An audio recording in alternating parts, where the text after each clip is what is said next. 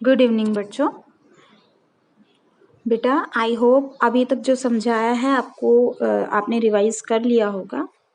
Okay, so let's begin with endomembrane system.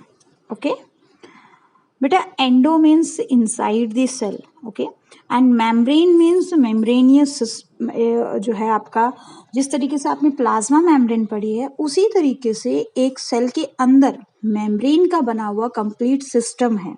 ठीक है, और बेसिकली मेम्ब्रेन के बने हुए सिस्टम के कंपोनेंट्स क्या है बेटा, ये क्वेश्चन पूछा जाता है, इसलिए अच्छे से कर लेना कि एंडोमेम्ब्रेन सिस्टम के पार्ट कौन कौन से हैं।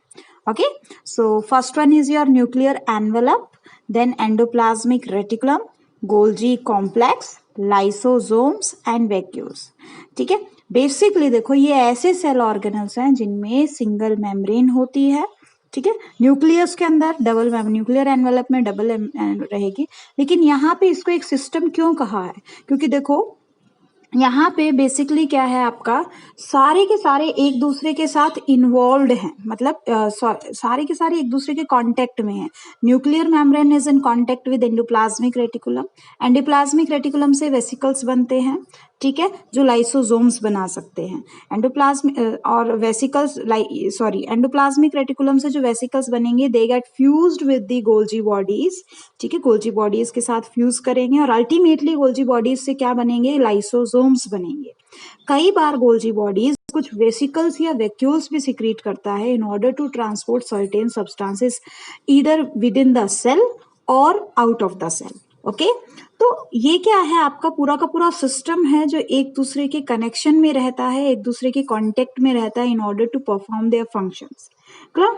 तो देखो वन बाय वन इन्हीं को डिस्कस करते हैं। पहले सबसे पहली बात है देखो एंडोप्लाज्मिक रेटिकुलम की। ठीक है ना, एंडोप्लाज्मिक रेटिकुलम एक complicated system of membranosus channel होता है। ठीक है, मेम्ब्रेनियस चैनल जो है आपका होगा ये, और बहुत ही कॉम्प्लिकेटेड होता है। आगे बात समझ में।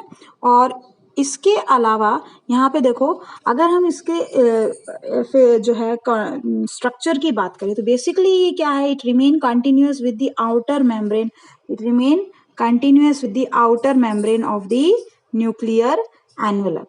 आगे बात समझ में, it remain continuous with the outer membrane of nuclear envelope. It revealed from the electron microscopic studies of eukaryotic cell that there is a presence of network or reticulum of teeny tubular structures। मतलब हमने जब electron microscopic studies की तो वहां से हमें क्या दिखाई दिया, इलेक्ट्रॉन माइक्रोस्कोपिक स्टडीज से हमें ट्यूब्यूल्स का बना हुआ एक नेटवर्क दिखाई देता है। ठीक है ना, और बेसिकली आपका endoplasmic reticulum is absent in case of prokaryotes. ठीक है, प्रोकैरियोट्स में एब्सेंट रहेगा। इसके अलावा आपके जितने भी यूकैरियोटिक सेल हैं, ठीक है, वहां पे प्रेजेंट होता है, but except germinal cells and mature human RBC. Mature human RBC में हमने पढ़ा है कोई भी membrane bound cell organelle present नहीं होता।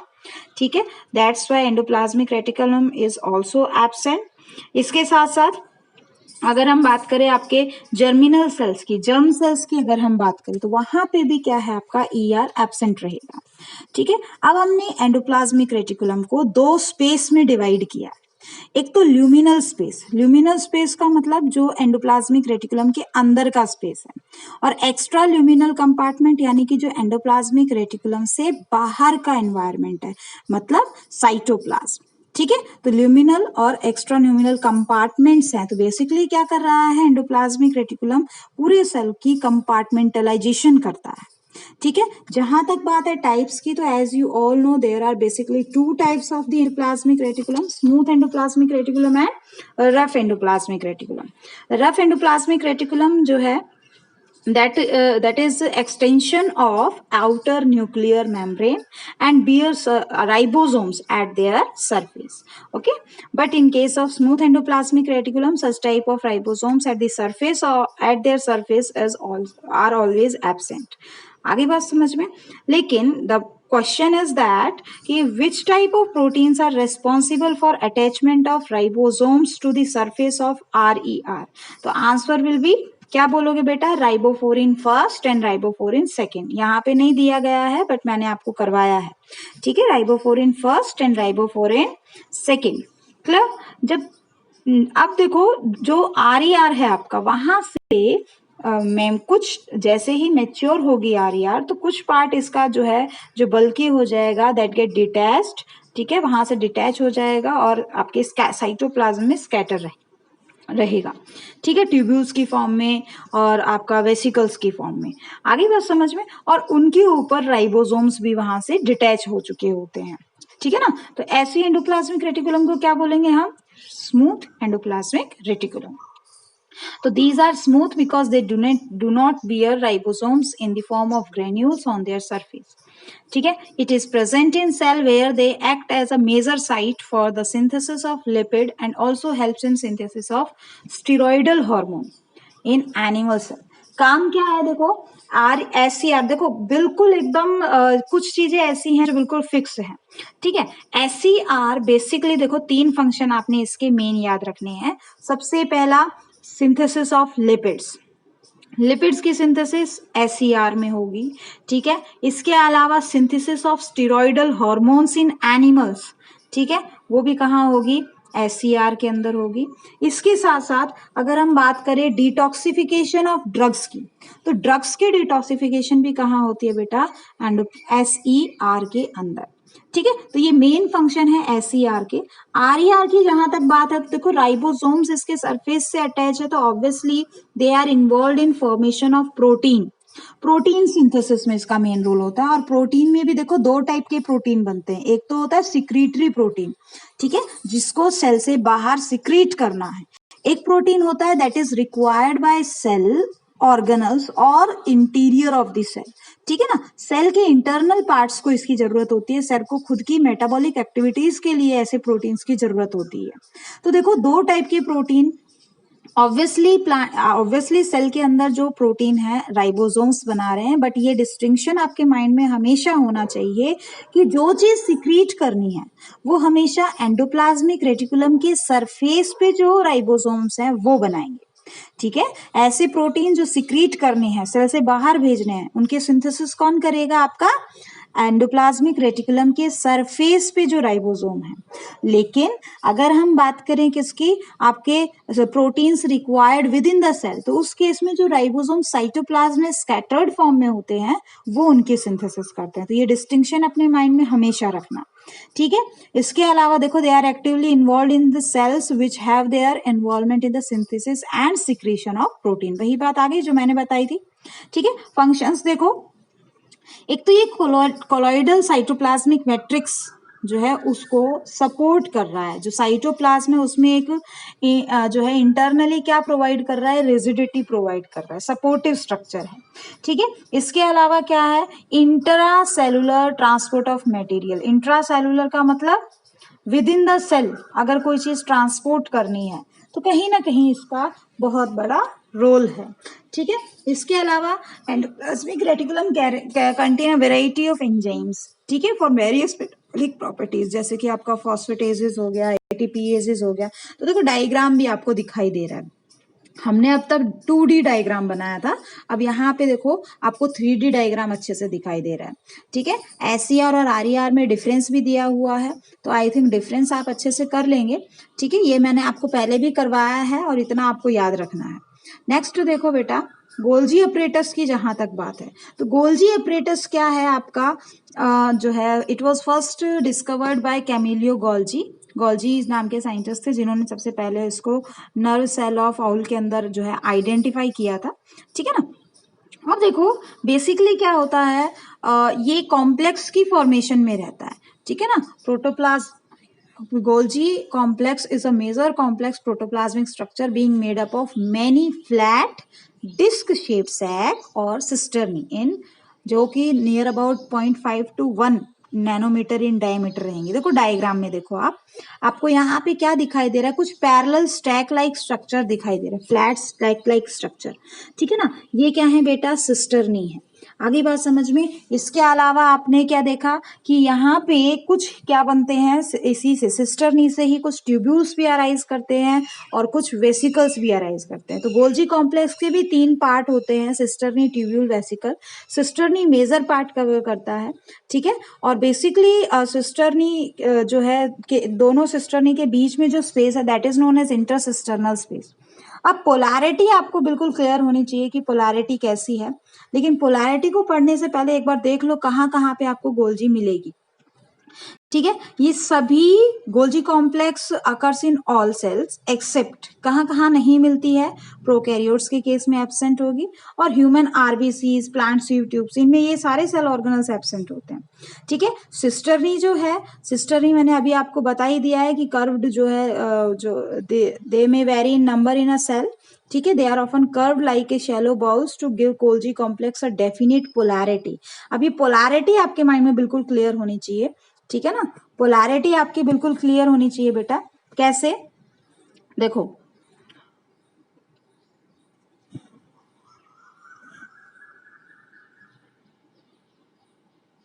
देखो यहाँ पे आप डायग्राम के अंदर देखो, एक सेकेंड,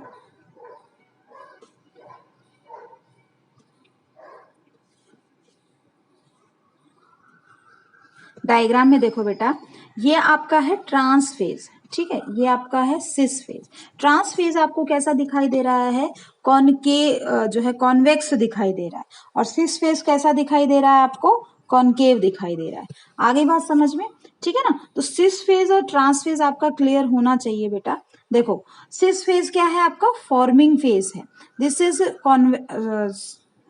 आई थिंक शायद आपको उल्टा बता दिया। कॉन्वेक्स फेस क्या है आपका, सिस फेस है, और कॉनकेव फेस क्या है बेटा आपका, ट्रांस फेस है, ठीक है। ये वाला आपका कॉन्वेक्स है, ये कॉनकेव फेस है। यहाँ पे आई थिंक शायद गलत बना हुआ है बेटा, कॉन्वेक्स आपका ये आएगा, यहाँ डायग्राम में क्लियर नहीं है, बट मैंने आपको जो डायग्राम बनवाया था वहां पे अच्छे से क्लियर है। इस डायग्राम में कंफ्यूजन क्रिएट कर रखा है, ठीक है। तो सिस फेस क्या है बेटा, जो कॉन्वेक्स फेस होता है, ठीक है ना, कॉन्वेक्स शेप जो होती है उसको सिस फेस बोलते हैं। और फॉर्मिंग फेस क्यों बोलते हैं, क्योंकि आपका स्मूथ एंडोप्लाज्मिक रेटिकुलम से जो वेसिकल्स आएंगे that will fuse at the cis face. ये क्वेश्चन पूछा जाता है, अच्छे से याद कर लेना, ठीक है। This is convex in shape that lies towards the cell membrane. हमेशा किस तरफ होगा, सेल मेम्ब्रेन के तरफ होगा, ठीक है। नहीं बेटा ये गलत दिया हुआ है, यहाँ पे बेटा ये गलत दिया हुआ है, ठीक है ना, ऐसे याद नहीं करना है। सिस फेस आपके न्यूक्लियस की तरफ होता है, यहाँ गलत दिया हुआ है।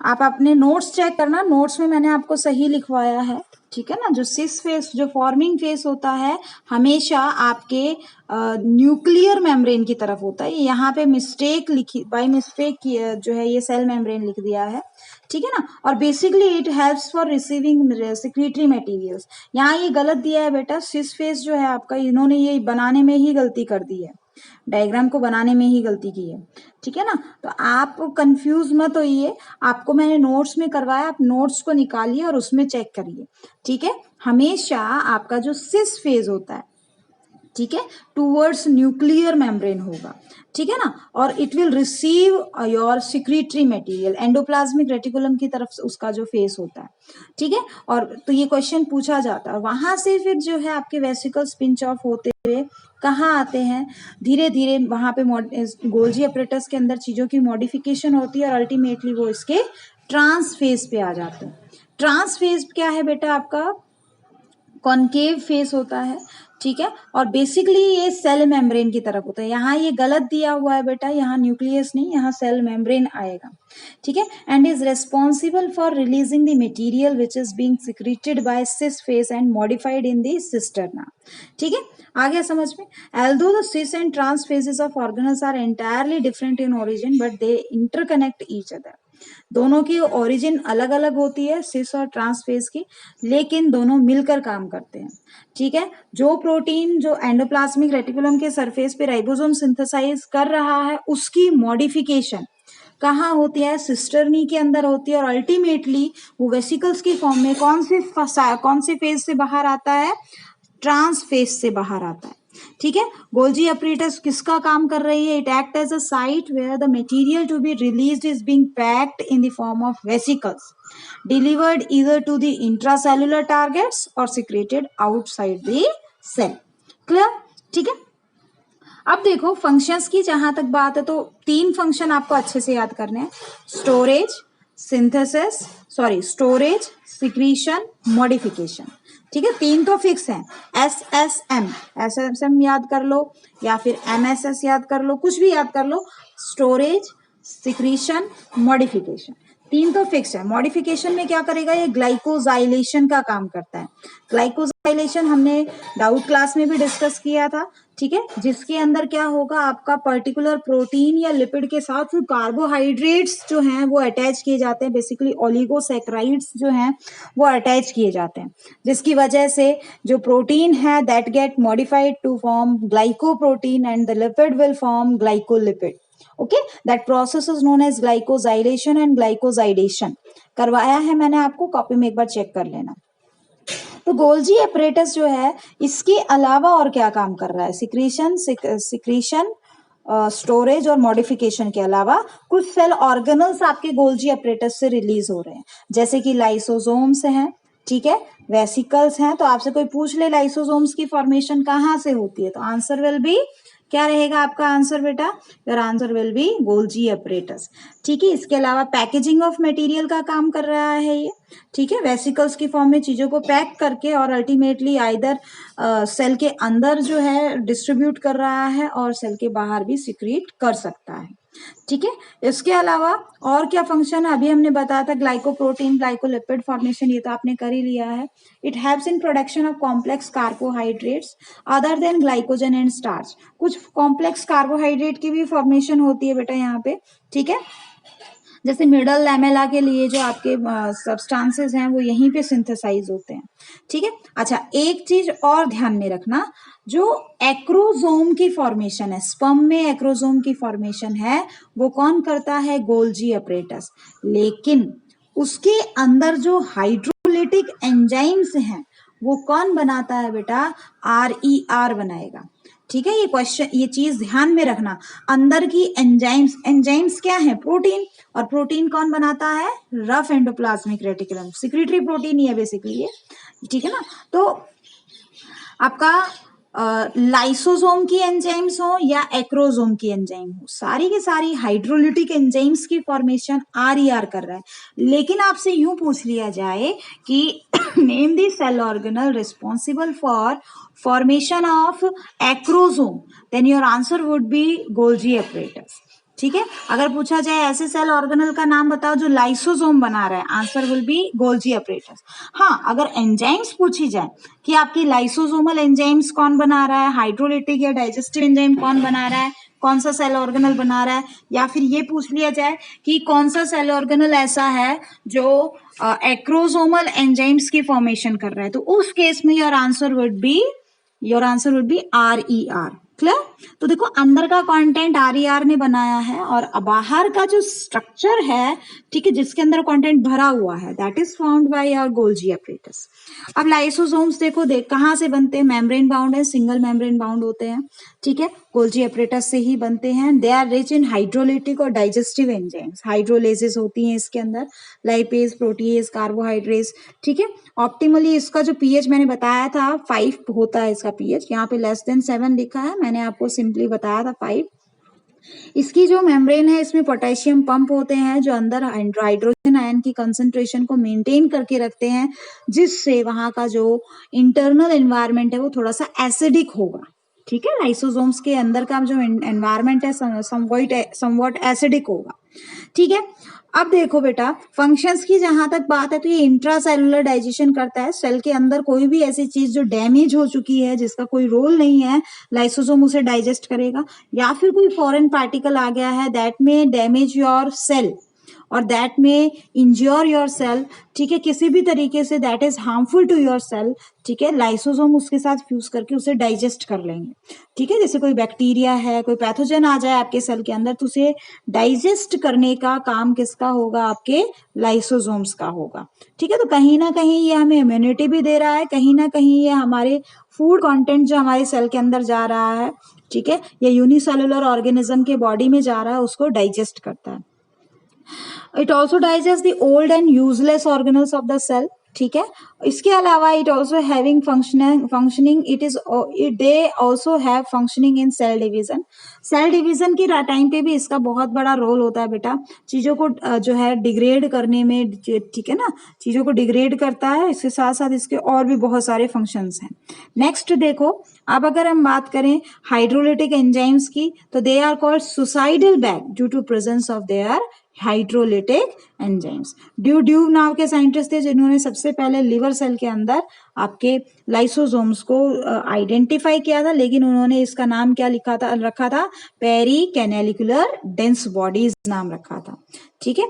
Next is your vacuole. Vacuole देखो बेटा, वैक्यूल क्या है, आपका मेम्ब्रेन बाउंड सेल ऑर्गेनल है। वैक्यूल की मेम्ब्रेन को हम टोनोप्लास्ट कहेंगे, ठीक है। इसके साथ साथ देखो वैक्यूल की अलग अलग टाइप होती है। प्लांट्स सेल के अंदर का वैक्यूल अलग होता है, एनिमल सेल के वैक्यूल अलग होते हैं। तो सबसे पहले बात करते हैं प्लांट सेल के वैक्यूल की। They occupy near about 90% space of the cell. That's why nucleus is pushed towards the periphery in case of plant cell. आगे बात समझ में, वैक्यूल्स इतने बड़े साइज के होते हैं कि न्यूक्लियस को एक पर्टिकुलर पेरिफेरल रीजन में धक्का दे देते हैं, धकेल देते हैं, ठीक है ना। वेसिकल्स की जो मेम्ब्रेन होती है दैट इज टोनोप्लास्ट, और इसके अंदर का जो कंटेंट होता है वो नॉन लिविंग कंटेंट है, ठीक है ना। तो ये ध्यान रखना, प्लांट सेल में आपसे कोई पूछ ले ना सबसे बड़ा सेल ऑर्गेनल कौन सा है, तो वैक्यूल होता है। लेकिन अगर कोई पूछ ले कि लिविंग और जो है हिस्सा कौन सा है, तो आपने आंसर क्या करना है, न्यूक्लियस, ठीक है। जब तक आपको मेंशन ना किया जाए लिविंग नॉन लिविंग, तब तक आप न्यूक्लियस आंसर करोगे। लेकिन जब मेंशन कर दिया जाए कि नॉन लिविंग कंटेंट वाला जो ऑर्गेनल है या कंपोनेंट है वो कौन सा है, तो वैक्यूल। वैक्यूल के अंदर जो भी भरा हुआ होता है वो नॉन लिविंग सब्सटेंस है, ठीक है। प्लांट्स के सेल के रेस्पेक्ट में इसके अंदर वाटर, मिनरल्स और कुछ पिगमेंट्स भरे हुए होते हैं, ठीक है ना। कुछ पिगमेंट्स, कुछ टॉक्सिक मॉलिक्यूल्स, ये सब भरे होते हैं। लेकिन अगर हम बात करें एनिमल सेल की, तो वहां पे डिफरेंट पार्ट्स होते हैं, वहां हम डिस्कस करेंगे अभी। तो देखो प्लांट सेल में क्या होता है, जनरली एक ही वैक्यूल आपको मिलेगा जो कि परमानेंट होता है बाय नेचर, और उसके अंदर क्या भरा हुआ होता है बेटा, वाटर सैप भरा होता है, ठीक है। वाटर प्लस सैप भरा होता है, प्लस कुछ क्या होते हैं, पिगमेंट, एंथोसाइनिन वगैरह कुछ पिगमेंट्स होते हैं जो उसके अंदर होते हैं, जो बेसिकली जो है सेल के अंदर सेकेंडरी मेटाबोलाइट का काम कर रहे हैं, ठीक है ना। अब देखो अगर हम एनिमल सेल की बात करें, एनिमल सेल में वैक्यूल्स का नंबर बहुत ही ज्यादा होता है, ठीक है। ये वैक्यूल लेकिन परमानेंट नहीं होते, ये जरूरत पड़ने पर बनते हैं और उसके बाद अपने आप कंज्यूम भी हो जाते हैं। तो they are temporary by nature.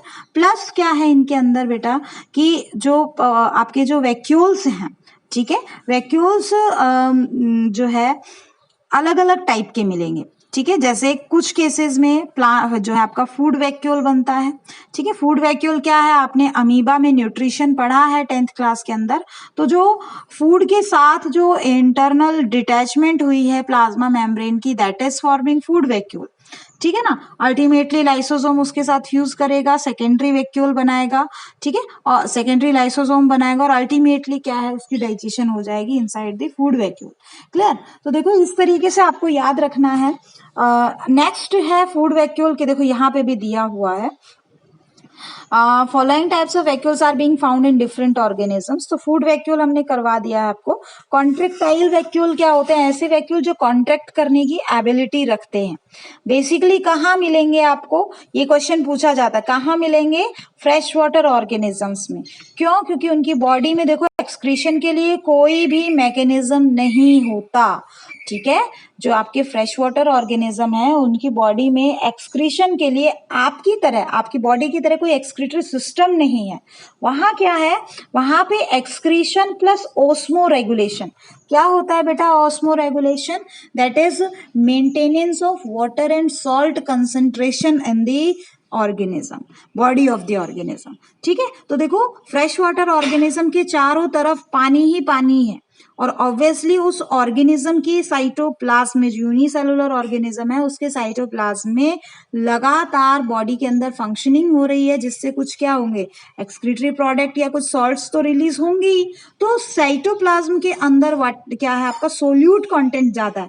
बाहर क्या है आपका, नॉर्मल एनवायरनमेंट में, एक्सटर्नल एनवायरनमेंट में क्या ज्यादा है, वाटर ज्यादा है। तो ऑब्वियसली वाटर क्या है, उस फ्रेश वाटर ऑर्गेनिज्म की बॉडी में एंटर कर जाएगा बाय एंडोऑस्मोसिस।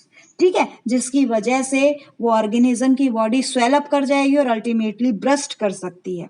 इस चीज को अवॉइड करने के लिए कॉन्ट्रेक्टाइल वैक्यूल होते हैं। जितना भी extra water, extra excretory waste है, वो सारा का सारा वैक्यूल के अंदर भरता जाता है। उस टाइम पे वैक्यूल डायस्टोल कंडीशन में होगा, वो रिलैक्स करता जाएगा और क्या हो जाएगा, फूलता जाएगा, स्वेल अप करता जाएगा, और जो वो कंप्लीटली फिल हो जाता है, ठीक है, तो that will move towards the plasma membrane, fuses with it, और क्या हो जाएगा, अल्टीमेटली सारा कंटेंट सेल की बॉडी से बाहर, ठीक है, कॉन्ट्रैक्ट करके और सारी की सारी चीजें जो है बॉडी से बाहर कर देगा। इसीलिए इसको क्या बोलते हैं, कॉन्ट्रैक्टाइल वैक्यूल। और ये मैकेनिज्म रिपीट होता रहेगा। तो बेसिकली ये क्या करता है, किसी ऑर्गेनिज्म की बॉडी के अंदर क्या कर रहा है, ओस्मो रेगुलेशन का काम कर रहा है। क्लियर? ठीक है, तो कॉन्ट्रैक्टाइल वैक्यूल आई थिंक आपको समझ में आ गए होंगे बेटा। ठीक है, अब देखो कुछ क्या होते हैं, गैस वैक्यूल्स होते हैं, जो बेसिकली आपको जो है प्रोकैरियोट्स में भी मिल सकते हैं। समझ में आ गया? ठीक है ना, जनरली प्रोकैरियोट्स में मिलते हैं और ब्यूएंसी प्रोवाइड करते हैं in order to float at the surface of the water. ठीक है, यूकैरियोट्स के अंदर गैस वैक्यूल आपको बहुत ही रेयर मिलेंगे, यूं कह सकते हो कि बिल्कुल ना के बराबर। ठीक है ना, अब देखो नेक्स्ट सेल ऑर्गेनल क्या है बेटा आपका, माइटोकॉन्ड्रिया। ठीक है, माइटोकॉन्ड्रिया।